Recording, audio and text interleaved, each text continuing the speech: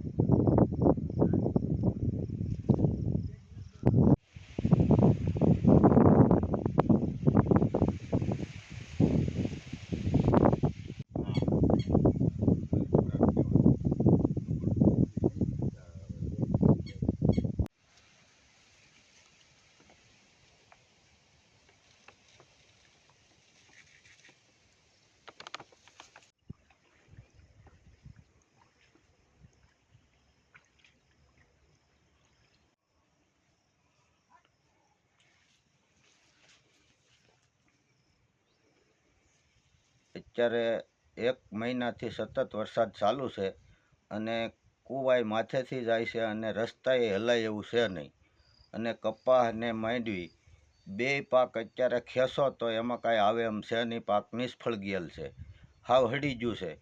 એટલે એમાં સારો તો અમારું તો કાંઈ નથી થાય એમ, પણ પશુધનનું કાંઈ થાય એવું છે નહીં।